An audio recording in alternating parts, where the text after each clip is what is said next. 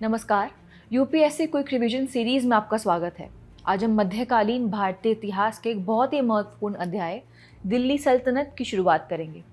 और सबसे पहले हम बात करेंगे इसके पहले वंश, जिसे गुलाम वंश या मामलूक वंश कहते हैं, जो 1206 से 1290 तक रहा। इस वंश की स्थापना कुतुबुद्दीन ऐबक ने की थी। इनके सुल्तानों ने भारत में तुर्की शासन की नींव रखी। आज हम देखेंगे कि कुतुबुद्दीन ऐबक से लेकर इल्तुतमिश, रजिया सुल्तान और बलबन तक के प्रमुख शासकों ने क्या योगदान दिया, उनकी नीतियां कैसी थीं और उन्होंने किन चुनौतियों का सामना किया। गुलाम वंश की शुरुआत हुई मोहम्मद गोरी के एक गुलाम कुतुबुद्दीन ऐबक से। वे अपनी उदारता के लिए बहुत प्रसिद्ध थे, इसलिए उन्हें कहा जाता था लाख बख्श, यानी लाखों का दान करने वाला। ऐबक ने शासन की शुरुआत लाहौर से की थी, लेकिन इतिहास में उनकी याद वास्तुकला के लिए भी आती है। दिल्ली में उन्होंने कुव्वत उल इस्लाम मस्जिद बनवाई, अजमेर में 2.5 दिन का झोपड़ा और साथ ही कुतुब मीनार का निर्माण भी शुरू करवाया। 1210 में चौगान या पोलो खेलते समय घोड़े से गिरने के कारण उनकी मृत्यु हो गई। अब बात करते हैं इल्तुतमिश की। उन्हें अक्सर कहा जाता है दिल्ली सल्तनत का वास्तविक संस्थापक। इल्तुतमिश ने राजधानी को लाहौर से दिल्ली स्थानांतरित किया, जो उस समय का एक बहुत बड़ा कदम था। उन्होंने चंगेज खान के मंगोल अटैक्स के खतरे से सल्तनत को अपनी डिप्लोमेटिक स्किल से बचाया।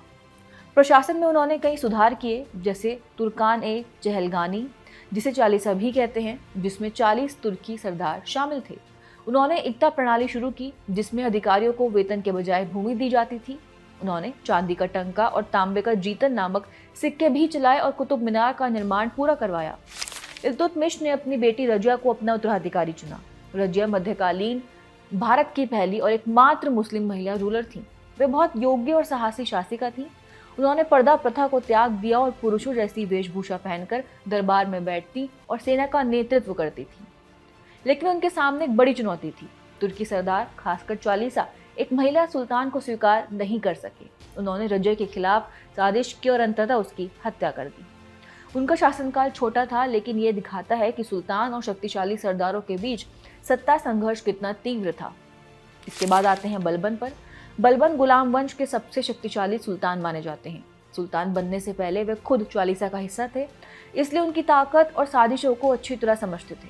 उनका मुख्य उद्देश्य था सुल्तान के पद की गरिमा और शक्ति को फिर से स्थापित करना। उन्होंने policy of blood and iron अपनाई और चालीसा की शक्ति को पूरी तरह से खत्म कर दिया। साथ ही एक मजबूत सेंट्रल आर्मी बनाई और दीवाने अर्ज नामक अलग मिलिट्री डिपार्टमेंट भी शुरू किया। उन्होंने राजत्व का नया सिद्धांत दिया, जिसके अनुसार सुल्तान पृथ्वी पर ईश्वर की छाया यानी जिल्ले इलाही होते हैं। दरबार में उन्होंने सिजदा और पैबोस जैसी पर्शियन प्रथाएं भी लागू की। गुलाम वंश के प्रशासन का आधार इक्ता प्रणाली था। बलबन के समय में सेना को मजबूत करने पर खास ध्यान दिया गया।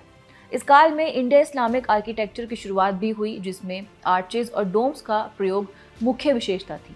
कुतुब मीनार और कुव्वत उल इस्लाम मस्जिद इसके बेहतरीन उदाहरण है।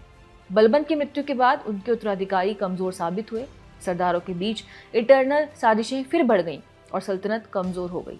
अंततः 1290 में जलालुद्दीन खिलजी ने अंतिम गुलाम वंश के शासक को हटाकर खिलजी वंश की स्थापना की। तो इस तरह गुलाम वंश ने दिल्ली सल्तनत की नींव रखी, प्रशासनिक और सैन्य रिफॉर्म्स लागू किए और इंडिया इस्लामिक आर्किटेक्चर की शुरुआत की। अब हम कुछ प्रैक्टिस क्वेश्चंस के माध्यम से अपनी समझ को परखेंगे।